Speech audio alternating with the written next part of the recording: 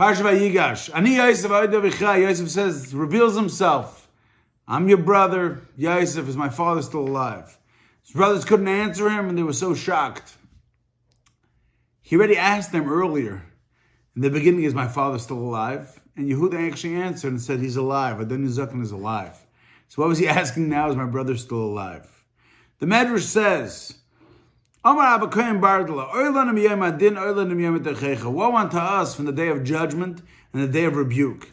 Yosef Katnan Shel Shvatim, Yosef, the smallest of the Shvatim, Yosef gave them Musar.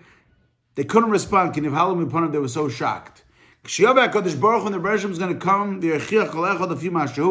and God is going to rebuke every person based on who they are. What are we going to answer? Shnayim, the pasuk says, I will rebuke you in front of your eyes to yourself. What will you answer? So the Medrash first of all splits it up. There's two different parts. There's the day of judgment, and then there's the day of the rebuke.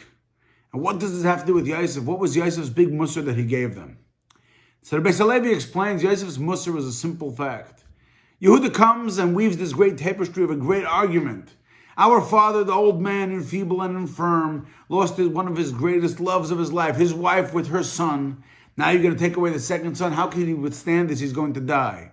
What Yosef's response is not, Ani Yosef, I am Yosef. Ani Yosef, could my father be alive and survive me? If my father survived the sale of me, which you guys did, then he can survive Binyamin as well. And if according to your answer, he cannot survive Binyamin being taken away, so what were you thinking when you took me away from him? It is the greatest rebuke that the Shvatim gave him. So now we read it. Ani Yosef ha'oid avichai is not a statement, it's a question. Ani Yosef ha'oid avichai, can my father be alive? And his brothers couldn't respond. You know why? They were so shocked at the response to their arguments why he should let Binyamin go. So the Medrash tells us that every person is going to be judged the same way.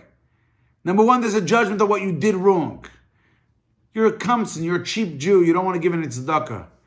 The day that they're going to judge you for not giving your tzedakah. But more than that, be scared of miyam atechecha. We're right after Chanukah. You spend so much money on Chanukah presents and many other narishkeit and stupidities, or whatever else you want me to call them. Almost holiday gifts.